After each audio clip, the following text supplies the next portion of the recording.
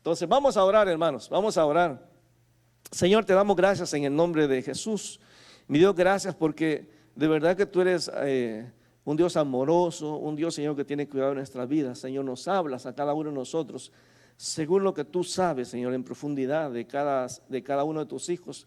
Gracias por hablarnos ayer a los hombres, Señor. Gracias porque tú hablas a las mujeres en sus reuniones. Gracias porque hoy también tú traes palabra para nosotros, Señor. Permítenos, Señor, que esos conceptos que muchas veces tenemos, que a veces aprendemos de otras personas, Señor, que a veces esos conceptos no están basados en la palabra, en tu palabra, Señor, que, Señor, tú nos puedas edificar, que aquel que ha venido con cargas pueda ser, Señor, liberado de esa carga, que aquel que siente, Señor, que ya no puede más, que tú le des ánimo, lo puedas levantar, como decía el canto, Señor, que tú lo puedas animar, que podamos reconocer que grande y todopoderoso eres tú, Señor, y que podemos descansar en ti en cualquier necesidad que tengamos. Por eso, mi Dios, te damos gracias, por eso te bendecimos, Señor, en el nombre de Jesús. Amén. Vamos a ir, por favor, a Marcos capítulo 7. Marcos capítulo 7. El domingo pasado estuvimos hablando precisamente de Marcos capítulo 7 y hablábamos de aquella mujer, ¿se acuerda? La mujer sirofenicia. Decía la palabra en Marcos 7 que Jesús fue a la región de Tiro. Dice que mientras él iba pasando, una mujer de pronto empezó a gritar detrás de Jesús y a decirle: Señor, hijo de David, ten misericordia a mí, mi hija está atormentada por un demonio. Y esta mujer busca en Jesús un milagro. Y aunque Jesús le prueba realmente el interés de esta mujer de tener este milagro en la vida de su hija, Jesús le pone tanto obstáculo para llegar a la sanidad. Jesús sabe lo que va en el futuro, pero Jesús quiere ver ese proceso de la mujer, y a la mujer en un momento ve que Jesús la ignora, ve que Jesús realmente no le presta atención, y luego Jesús pues simplemente dice: yo he venido a los hijos de Israel, he venido a los gentiles. Y ella, pues lógico, ser gentiles, a lo mejor sintió que estaba refiriéndose a ella, que ella no tenía derecho a ese milagro. Luego Jesús le dice que no puede darle el pan de los hijos a los perrillos. O sea, le dijo a ella perrita, ¿no? Que era una expresión ofensiva. Y entonces la mujer al final le demuestra a Jesús de que la fe de ella es genuina, y Jesús le da y hace un milagro a distancia, porque la chica no está ahí, sino que Jesús le dice: vete, tu hija ha sido liberada. Y cuando dice Mateo, que cuando ella llega a la casa, ya la chica está ya acostada en la cama, ya está tranquila, ya Jesús hizo el milagro. Y Jesús está en la región de Tiro, en la parte norte de Israel. Entonces, pero dice en el versículo 31 que volviendo a salir Jesús, dice, de la región de Tiro, o sea, después de que hizo la sanidad de esta muchacha, dice, vino por Sidón al mar de Galilea, pasando por la región de Decápolis, que era la parte si nosotros lo vemos al frente, el mapa de Israel, de la parte derecha, y ahí prácticamente estaba, era una zona donde había muchos gentiles. Entonces Jesús pasa por ahí y llega, dice entonces, hacia el mar de Galilea, pasando por la región de Decápolis, y le trajeron. En este caso no es que Jesús lo encuentra, no es que Jesús lo busca, sino que le traen a una persona, no sabemos qué edad tenía realmente este hombre, no lo dice ahí, nada más dice que le trajeron un sordo mudo, y le rogaron, posiblemente una persona que era amada en la comunidad, era un muchacho o un hombre que era servicial, posiblemente, que era una persona que tenía este problema, que era sordo y era mudo, no podían escuchar ni podía hablar. Pero es la gente lo que lo trae, o sea, él no sabe quién es Jesús. Él no sabe realmente, como no puede escuchar, pues no podemos decir, nunca había escuchado de Jesús. Realmente no, él no tenía la capacidad de escuchar. Pero entonces la gente misma del pueblo se lo trae a Jesús para que lo sane, dice ahí, y le rogaron que le pusiera la mano encima. O sea, posiblemente esta gente había escuchado que Jesús ponía la mano sobre los enfermos y se sanaban. Y eso es lo que le están pidiendo ahorita a Jesús, que ponga la mano sobre esta persona. Y es interesante porque Jesús en este momento va a hacer una sanidad que ha dado mucho que hablar. Porque Jesús lo que hace aquí se sale de lo normal, de lo que estamos acostumbrados. Porque fíjense, la gente le dice a Jesús cómo tiene que hacer el milagro. Y el Señor le rogaron que por favor pusiera la mano para que, o sea, ellos creían que Jesús podía hacer milagros. Pero le están diciendo que lo normal que tienen que hacer es poner la mano sobre el sordo mudo y él se va a sanar. Pero Jesús lo que hace es lo agarra y se lo lleva aparte. O sea, no sabemos si la demás gente estaba viendo o no, pero Jesús se lo lleva aparte, no lo hace ahí, a frente de la gente. Dice, tomando la parte de la gente, lo que hace es que mete los dedos en las orejas. O sea, imagino que el muchacho o el hombre estaba asustado. Cuando Jesús pues lo agarra, lo lleva a un lado aparte y le mete los dos dedos en las orejas. Me imagino que lo sorprendió, lo asustó. Dice, los dedos en las orejas de él y escupiendo, o sea, lo escupe en la lengua, hermano. Lo escupe en la lengua. Yo imagino que el tipo estaba asustado y levantando los ojos al cielo, gimió y le dijo, Efata, es decir, sea abierto. Al momento fueron abiertos sus oídos y se desató la ligadura de la lengua y hablaba bien, sin defecto. Y les mandó a los que estaban viendo ahí que no lo dijesen a nadie, pero cuando más le mandaban, tanto más lo divulgaban y en gran manera se maravillaban diciendo, bien lo has hecho todo, hace a los sordos oír y a los mudos hablar. Y es impresionante porque cuando uno ve este tipo de pasajes, se da cuenta que Jesús, Él está en control de las cosas. O sea, Él no necesita realmente que le digamos cómo hacer las cosas. Es interesante porque si usted observa en el texto, dice que Jesús gimió. Después que dice ahí en el versículo 33, dice, y tomando la parte de la gente, metió los dedos en las orejas de él y escupiendo tocó su lengua y levantando los ojos al cielo. Posiblemente en una oración, pero cuando dice gimió, lo que significa esa palabra gimió es como que él oró de una manera suave, sin que nadie lo escuchara. O sea, no fue una oración pública, fue algo sencillo, algo en voz suave. Como que Jesús lo que hizo es y en ese suspiro Jesús buscó la soberanía de Dios para esa sanidad. Ahora, es claro que Jesús hizo el milagro acá en esta persona, pero una de las preguntas que surge en todo este pasaje es, ¿por qué tuvo que escupirlo? ¿Por qué no era más fácil lo que le dijeron que hiciera, de que pusiera la mano sobre el sordo mudo? Igual iba a ser un milagro impresionante, hermano. O sea, igual iba a ser algo impresionante. ¿Por qué Jesús se toma el tiempo de meter los dedos en la oreja? Me imagino que las tenía sucias, no sé si los quería limpiar, pero los dedos no caben, hermano. O sea, él, fíjese, mete y luego escupe y luego da la orden. Efata, o sea abierto. O sea, y la pregunta es, ¿por qué lo escupe, hermano? ¿Por qué ese método? ¿No es más fácil poner la mano? ¿No es más fácil hacer la oración como la hizo con Lázaro, decirle, Lázaro, ven fuera? ¿Por qué no le dijo, bueno, ya, habla y escucha, ya, rápido? ¿Por qué todo ese proceso? Y es interesante porque en el mundo, alrededor del mundo, hay varias razones por las cuales la gente escupe. Una razón es por la purificación. Hay países donde más que todo en el África y otros países del Medio Oriente, piensa que tú escupes a alguien para que se purifique. Como que tú le compartes tu santidad a esa persona. En el momento que le escupes, esa persona llega a ser santa porque tú eres santo. O sea, no empieza a escupir a nadie acá, hermano, porque usted piensa que es santo. Pero hay gente que lo hace. Otros piensan que realmente sí es para curar, ¿verdad? De alguna manera transmitiendo lo que es la esencia de la persona en la esencia de la otra persona. Como que le quita la enfermedad y le pongo mi esencia que está sana. Otro es iniciación. Es un rito de iniciación. Por ejemplo, cuando un muchacho pasa de ser adolescente a ser hombre, lo escupen todos en el pueblo, y eso ya ahora lo convierte en un hombre. Es parte de una iniciación. Otro es por respeto. Aunque le parezca raro, pero hay culturas donde escupen en la boca a alguien como un respeto, como una acción de respeto o de admiración. O sea, es parte de la cultura de algunas partes, hermano. Es como también un saludo. Imagínense, uno se encuentra, pero para ellos hay gente que es normal, hay tantas costumbres en el mundo, hermano. También es una actitud de agresión. Por ejemplo, en Latinoamérica se considera una agresión cuando alguien te escupe. Allí en El Salvador, no sé si usted lo hace, pero en su país lo hacen, pero cuando uno quiere ver a dos muchachos pelear, uno mete la mano y dice, el que escupa primero. y los pone uno frente al otro. Y claro, cuando este escupe a este o este a este y le cae en la cara, eso irrita, o sea, enójalo a uno de los dos y se van a golpes. O sea, es un acto de ofensa, pues de agresividad. Otro es para forzar opinión.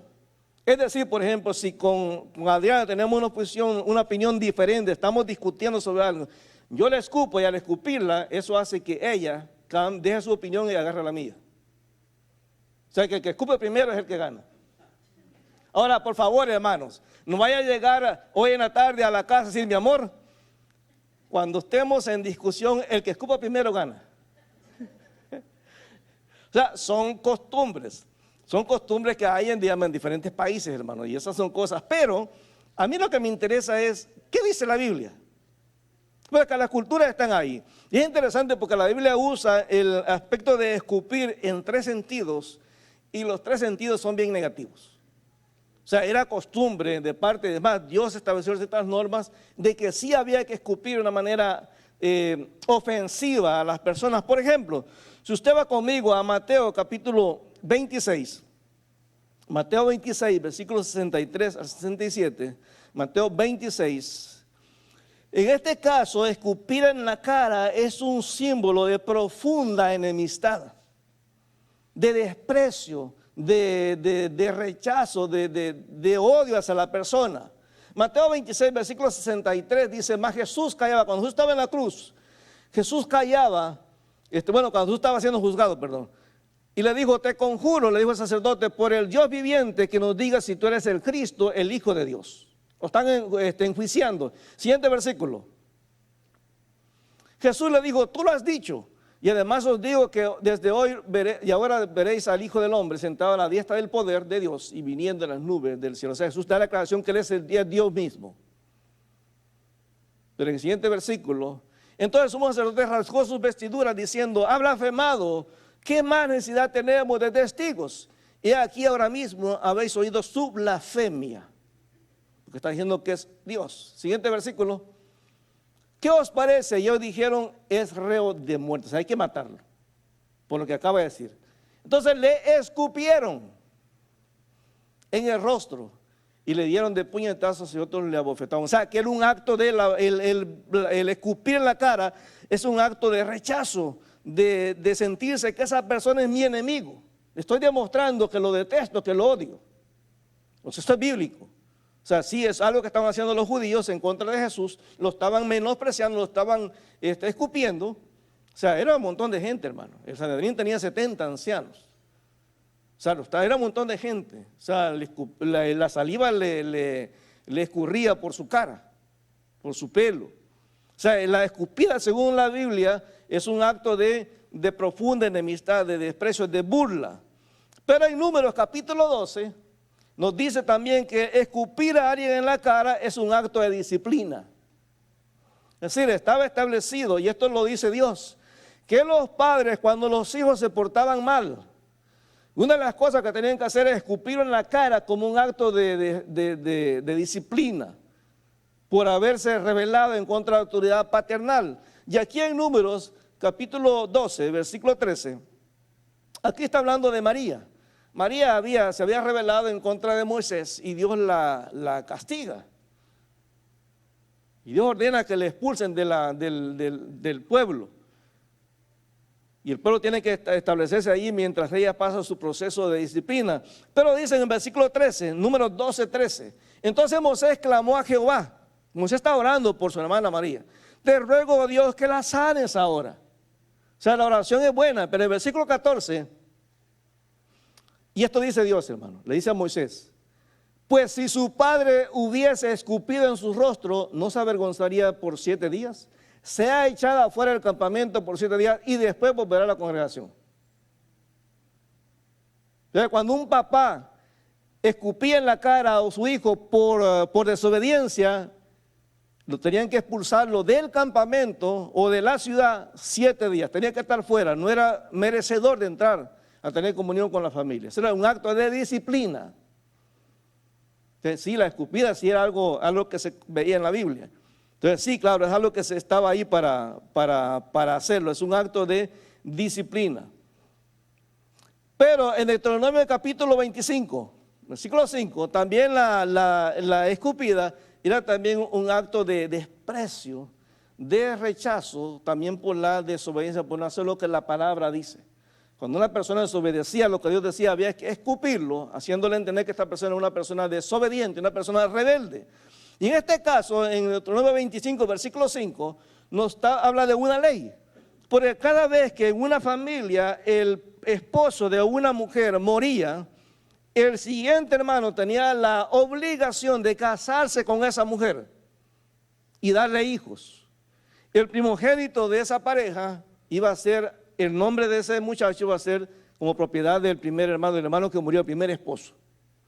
Ahora, ¿qué pasaba realmente cuando un hermano decía, no, pero es que a mí no me gusta, está fea la cuñada? O no sé, pues no es mi tipo, o lo que sea, no, yo ya tengo mi novia, quiero casarme. Dice aquí en Deuteronomio 25:5, dice, cuando hermanos habitaren juntos y muriera alguno de ellos y no tuviera hijo, la mujer del muerto no se casará fuera con hombre extraño. Su cuñado se llegará, o sea, tendrá relaciones sexuales con ella y la tomará por su mujer y hará con ella parentesco. Es la norma. Ahora el siguiente versículo. Y el primogénito que ella diere a luz sucederá en el nombre de su hermano muerto. O sea, es como que tiene que tener el nombre del muerto para que entonces la descendencia siga. Para que el nombre de este no sea borrado de Israel. O sea, que el sobrino se convierte en hijo. Siguiente versículo. Y si el hombre no quisiera, o sea, se rebelara, decía, no quiero. No quisiera tomar a su cuñada por la razón que fuese, hermano. O sea, aquí no dice, el punto es que cumplir la norma que Dios estableció. Dice, entonces su cuñada, irá entonces su cuñada a la puerta a los ancianos y le dirá, mi cuñado no quiere suscitar nombre en Israel, no quiere acostarse conmigo. Pues. No quiere levantar nombre en Israel a su hermano, no quiere emparentar conmigo, o sea, me menosprecia. Ella va con los ancianos, no se pone a pelear con él. En el versículo 8 dice, entonces los ancianos de aquella ciudad lo harán venir y hablarán con él, o sea, tratarán de convencerlo de que hay que obedecer la ley de Dios. Y si él se levantara y dijera, no quiero tomarla, o sea, le dan chance. Se acercará entonces su cuñada a él delante de los ancianos y le quitará el calzado del pie y le escupirá en el rostro. Y hablará y dirá, así será hecho el varón que no quiere edificar la casa de su hermano. Es un acto de menosprecio por no querer someterse a la ley de Dios. Impresionante, ¿no? Impresionante. Entonces, tres costumbres o tres normas, tres formas en las que la escupida se usaba en la Biblia, que eran normas de Dios y que siempre tenían que ver con el rechazo. Pero Jesús dice la pregunta, ¿por qué Jesús tiene que escupirlo? Si todos los judíos, si este muchacho era judío, este hombre era judío, o sea, póngase en la mente, en el corazón de este hombre, póngase en el pensar de los que están allí viendo. O sea, cuando ven que Jesús lo escupe en la lengua, porque si me imagino que Jesús de alguna manera es el Señor, le aprieta para que abra, o le aprieta el cuello para que abra la boca. O sea, no le puede escupir la lengua si está la boca cerrada. Tiene que abrir la boca y entonces Jesús calculó y le puso justo la escupida en la lengua. Ahora es claro que en la mente de esta persona y de las demás personas lo que pensaba, oye, Jesús lo está rechazando. Y esto está declarando que es un enemigo de Dios. O sea, posiblemente a lo mejor Jesús está declarando al escupirlo que esta persona está así por algún pecado que cometió. Algo malo ha de haber en él, por eso está así, por eso Jesús lo escupe rechazándolo, por desobediente, por no hacer las cosas como Dios quiere. Entonces, ¿que Jesús estaba despreciando a este hombre? ¿Es que lo considera su enemigo o lo está disciplinando por algún pecado? Realmente no. Realmente no. Entonces, ¿por qué Jesús realmente lo está haciendo esto? Es claro que dentro de Israel había también la idea de que la saliva era usada también para hacer sanidad. Yo no sé si a usted le pasó, pero yo me acuerdo que mi mamá en un momento nos raspaba y le echaba el salivado. No sé, solamente en El Salvador las mamás hacen eso, hermano. O te echaban tierra también, aquí en la herida. ¿Sí? Ahora, no crea que eso es malo, hermano. ¿Sí? ¿Qué es lo que hizo Jesús cuando sanó al otro ciego? Hizo lodo, es tierra, hermano. O sea, no se escandalice. Las viejitas saben más que uno, hermano.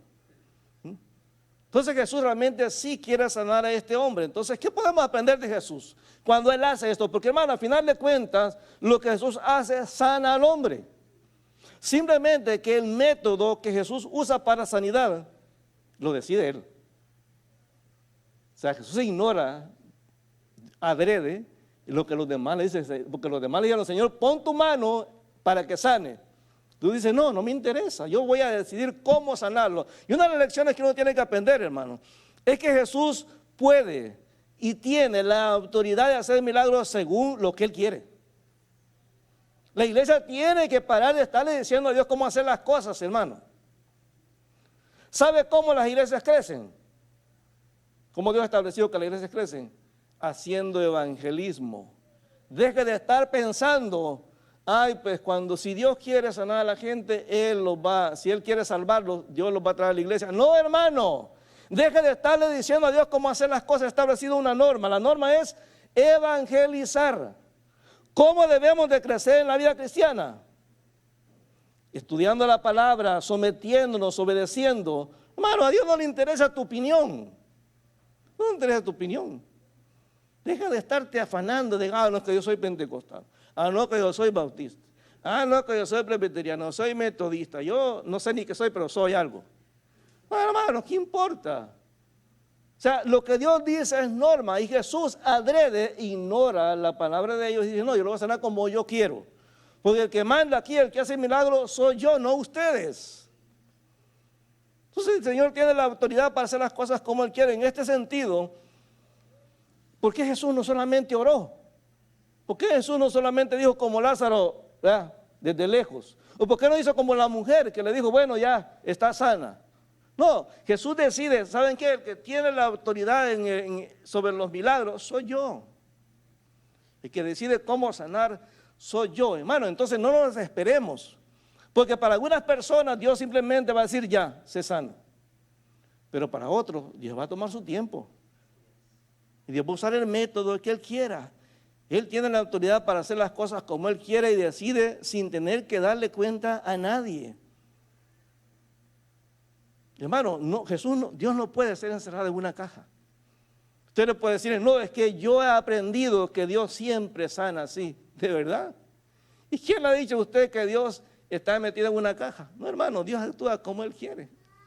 Por eso a veces uno no entiende en la Biblia por qué Dios le perdona a gente que ha hecho tremendos pecados y a otros que cometen uno, Dios es bien severo.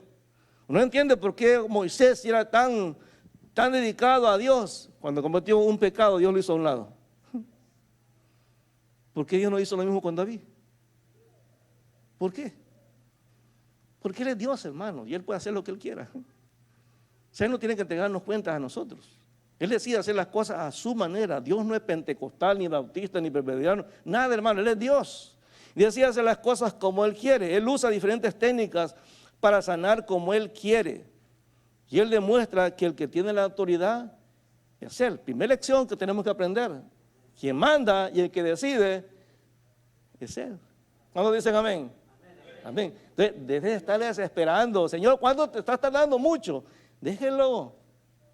Déjelo. Él sabe cuándo va a llegar el milagro. Déjelo, tranquilo. Empezando en mi vida cristiana, yo me recuerdo, bueno, tenía algunos años ya en el Evangelio. Estaba en la iglesia Luz y Verdad. Y me recuerdo que yo desde que me convertí, la hermana que me discipuló, la hermana Nancy, que era la hermana del pastor, allá en Boston, en Cambridge, ella me discipuló. Y yo sabía desde el inicio que Dios me había llamado al ministerio. Yo sabía, y me dijo, no, Dios te ha llamado al ministerio. Yo no sabía ni qué era eso, hermano. Pero ella me dijo, no, yo sé que Dios te ha llamado al ministerio. Y me discipuló en función de eso.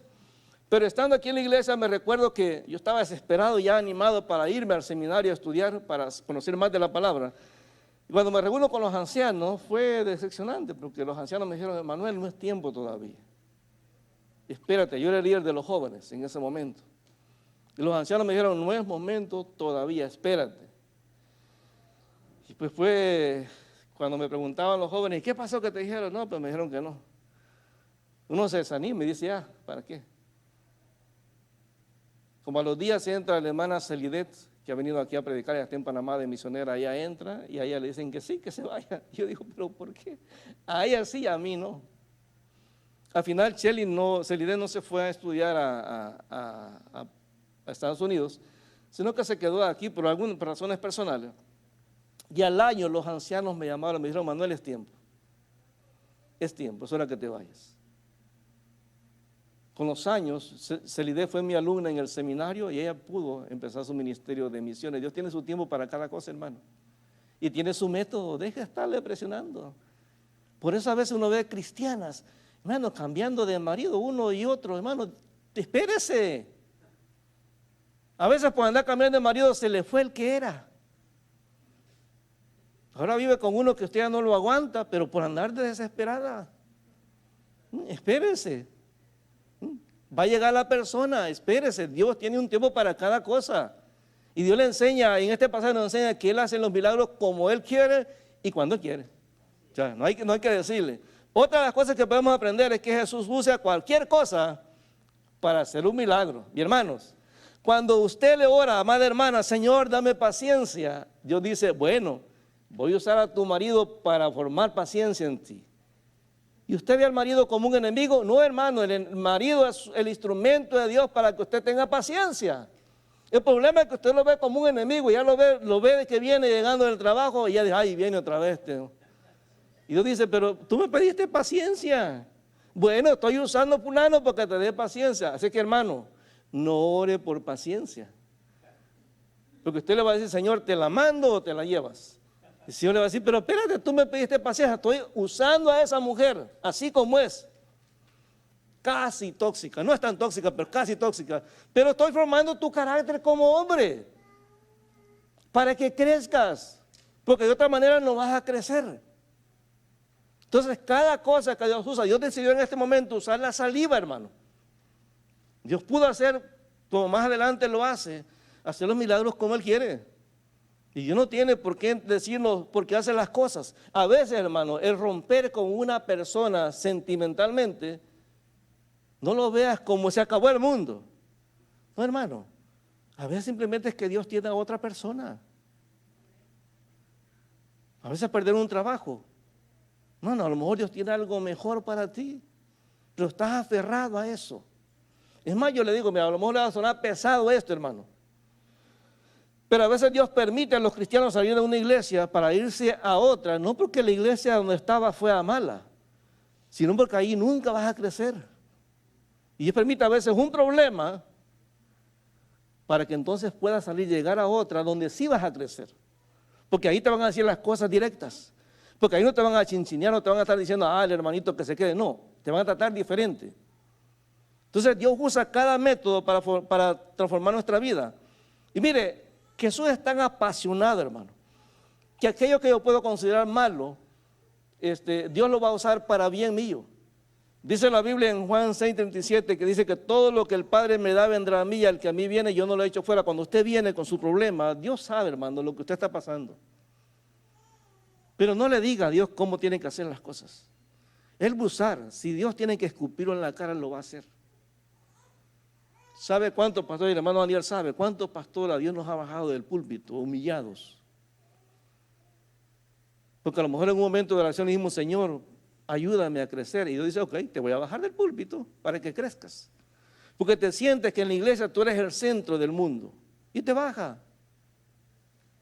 O un miembro de la junta, Dios dice, te quito de la junta para que crezcas y aprendas humildad. Me acuerdo que en una iglesia a un líder le dijeron, mire, parece que las posibilidades de que usted quede como anciano en la iglesia este año son muy pocas, por lo que hemos escuchado. Y él dijo, no, si no me eligen como anciano me voy. Bueno, muchas veces Dios tiene que dejarte ir porque no sirves para ese ministerio en ese momento. Dios tiene muchas veces que bajarte del pedestal para entender que quien hace las cosas es Dios, hermano. Mire, los pastores vamos y venimos, hermano. Es así. Él sigue estando en el trono. Entonces Jesús puede usar cualquier cosa, aún lo malo, aún una pérdida sentimental, aún el dolor, hermano, aún una enfermedad. Mire Pablo. Dios le dio el problema con los ojos y Dios le dijo, bástate mi gracia. Dice Pablo que oró 3 veces para que Dios lo sanara. ¿Usted imagina la frustración de Pablo, hermano, de ver que Pedro pasaba y dice la Biblia que la sombra de Pedro sanaba a la gente? Yo imagino que Pablo veía a Pedro que venía y se ponía para que la sombra lo tocara. Y pasaba la sombra y no pasaba nada. Y Pablo oraba, Señor, pero sáname. Dios le dijo, bástate mi gracia, porque mi poder se perfecciona en la debilidad. Así débil me sirves, sano no me sirves. Bueno, mire cuánta gente conocemos que cuando ya tienen un buen carro, un buen trabajo, ya no vienen a la iglesia, hermano. Ya no vienen a la iglesia, ya se acabó. Ya todo lo demás es relevante antes que las cosas de Dios. Tenemos que aprender también a darle a Dios la libertad de hacer las cosas a su manera y en su tiempo, hermanos. En su tiempo, los que ya son, déjenme cogerla bien la palabra, los que tienen mucho tiempo en la iglesia, es los viejos, pero los que tienen mucho tiempo en la iglesia. En el 2000, ¿qué fue? 2001 fue. 2001 yo vine a esta iglesia a ser candidato para ser pastor. Y creo que éramos 3 los que estábamos de candidato. Estaba el hermano Mota, estaba Eduardo y estaba yo. Y después me avisan que había quedado el hermano Eduardo como pastor de la iglesia. Eduardo había sido mi alumno en el seminario, o sea que el alumno superó al maestro. Y ese momento fue duro para nosotros. Bueno, ¿ahora qué hacemos? Estábamos en Luz de Verdad y el hermano Ernesto Aler nos dijo, mira, están buscando pastores en Estados Unidos, en Nueva York. Dijimos, bueno, pues no veíamos muy convencidos, pero me dice, mira, los hermanos me escribieron que vayas. Y fui para allá, fui yo solo. Me acuerdo que llegué a la iglesia, una iglesia pequeñita, en un subsuelo, en un sótano de un hotel. Y llegamos, eran poquitos, eran como unas 15 personas. Y prediqué el viernes, el sábado había una actividad de la iglesia y el domingo, después del culto, los ancianos de la iglesia me llamaron aparte y me dijeron, pastor, queremos que usted venga. Y era un salto de fe. Pero cuando me dijeron, hermano, esto es lo que nosotros podemos darle. O sea, pagaba la renta nada más, hermano. Nada más la renta. No pagaba nada más. Me iban a dar un vehículo, una camioneta GMC para 15 pasajeros. Y entonces, bueno, yo me regreso, no les digo nada, yo voy a orar.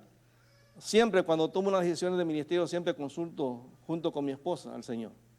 Yo siempre escucho lo que ella dice. Yo entiendo que Adriana tiene una sabiduría muy particular. Y venimos y me dice, bueno, ya yo empecé a empacar ya para irnos. Y nos fuimos, sin apartamento. Llegamos a la ciudad de White Plains, nos estacionamos en una calle esperando la llamada de los hermanos porque no había apartamento para nosotros. Y nos llaman, hermano, ya está un apartamento. Nos fuimos al apartamento y dijimos, bueno, ¿y ahora cómo vamos a hacer para comer? Y Dios proveyó, hermanos. Nunca Dios nos dejó sin comer. Y Dios nos enseñó lecciones en ese lugar que uno te enseña en un seminario. Ahí Dios nos bajó hasta el piso y nos hizo reconocer lo que era su gracia. Entonces Dios usa todo, hermano, hay que dejar que Dios realmente haga las cosas.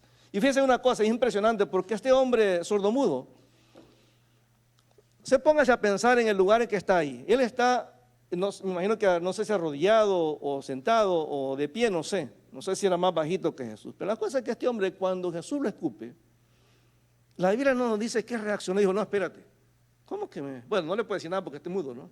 Pero le hizo la seña o lo rechazó, o le hizo alguna seña de rechazo. Él se quedó quieto. Hay que quedarse quieto. La Biblia dice, estad quietos y conoced que yo soy Dios. Hay que entender que el que tiene el tiempo y el control de las cosas es Dios. Él no empezó a reclamar, ni la gente tampoco le empezó a decir, Jesús, pero te dijimos que oraras por él, ¿por qué lo estás escupiendo al pobre? ¿Por qué lo estás humillando delante de todos?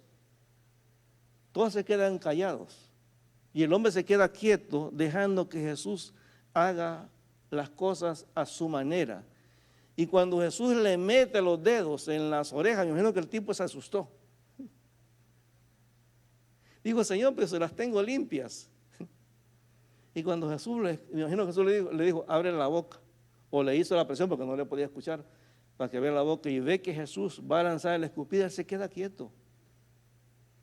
Hay que entender, hermano, que Dios va a hacer las cosas a su manera y a su tiempo. Deje de patalear, hermano. Deje de patalear. Deje de decir, ya Dios se olvidó de mí, hermano. Dios sabe. A lo mejor le va a sonar raro esto, pero no se desespere. Su escupida viene en camino. Viene en camino. Y cuando venga, usted va a decir, Señor, tú sabías lo que era necesario para mí. Casi 7 años después de que estuvimos en el 2001 acá como candidatos para pastor, nosotros regresamos aquí a Montreal y estaba otra vez en Luz de Verdad siendo copastor. Y me acuerdo que fue Cristian Misco el que me encontró, iba entrando a un evento que teníamos ahí en la iglesia. Y me dice, Manuel, ¿y cómo? Mire, no estamos buscando pastor. Y en el evento le digo, bueno, mira, oremos. Él habló con la iglesia y me invitaron. Y mire, y ese tiempo que estábamos aquí en el 2001, por alguna razón que esas cosas que solamente Dios hace. Nosotros éramos candidatos en la iglesia Hexemaní, en la iglesia Betel, que está allá por San Catherine y Pinef, y en una iglesia que se llama Monte Calvario, que estaba en Hamilton. Y no, por alguna razón nosotros nos sentimos que era allá en Hamilton. Y en Betel se quedó el hermano Ernesto Alers. A los que lo conocen, hermano Ernesto Alers, dominicano, puertorriqueño.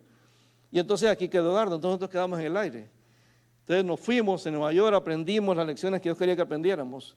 Pero en el 2008, me recuerdo ahí por el mes de septiembre, fue que nos encontramos con Cristian y entonces empezamos el proceso. Y por alguna razón, que las cosas que Dios hace, las mismas 3 iglesias otra vez. Nos llama otra vez Betel, Hexemaní y Monte Calvario otra vez, 7 años después. Esas no son casualidades, son cosas que Dios hace. Y nosotros estábamos de un momento determinado, la iglesia Betel decidió que el hermano Mota se quedara ahí, él ya estaba ahí trabajando. Nosotros estábamos en Monte Calvario, en Hamilton, predicando en una campaña, cuando el hermano Oralio me llamó y me dijo, hermano Manuel, ya la iglesia decidió que usted va a ser el pastor acá. Dios hace todas las cosas en su tiempo. 7 años, yo tenía que aprender las cosas que aprendí en Nueva York para poder venir a la iglesia. Todo tiene su tiempo. No se desespere, hermano. No se desespere. Como yo le digo, es mejor que se mantenga empastando Biblias mientras llega su príncipe azul a estar desvistiendo borrachos. Espere su tiempo. O sea, su sanidad viene en camino, su respuesta viene en camino, pero todo se hace en el tiempo de Dios. Dejemos de estarle diciendo, Señor, pero mira, tú sanaste a fulano de esta manera. Deje. Ese fue el trato de Dios con esa persona. Alégrese, gózase porque ese hermano se sanó. Como me decía la otra vez Adriana, que fuimos a una iglesia a predicar, una iglesia pentecostal. Y ella oró por unos hermanos que estaban enfermos y después del culto los hermanos vienen a decir, mire hermana, cuando usted oró el Señor nos sanó. Y aquí está la prueba, había una abuelita chilena que andaba su brazo en algo así pues colgado porque le dolía mucho. Y dice, mire, cuando usted oró Dios me sanó, yo sentía lo caliente que bajó desde la cabeza hasta los pies y ya no me duele nada. Nada de lo que he tomado me ha quitado el dolor y ya no me duele nada. Y Adriano cuando veníamos en el carro me dice, pero no entiendo. Yo le digo, ¿qué no entiendes? Yo no entiendo por qué yo oro por la gente y la gente se sana y Dios no me sana a mí. Porque no es su tiempo, todavía no ha llegado el tiempo que Jesús escupa sobre ti. Espera el tiempo, hermano. Espera el tiempo. Él sigue estando en el trono. Padre, te alabamos en el nombre de Jesús.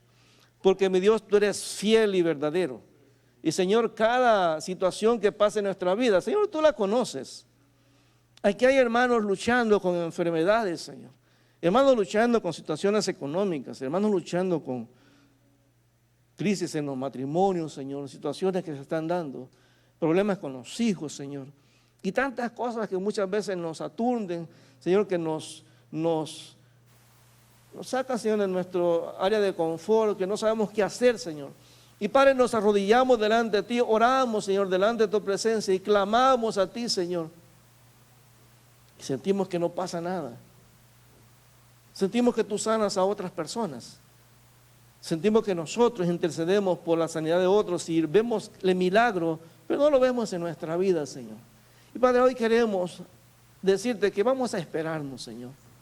Vamos a esperar tu tiempo.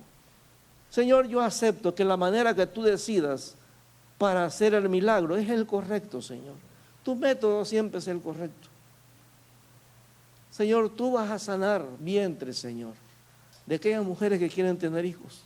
Tú vas, Señor, a quitar esos dolores que hay en los cuerpos de mis hermanos. Tú vas a hacer milagros, Señor, porque para ti no hay nada imposible.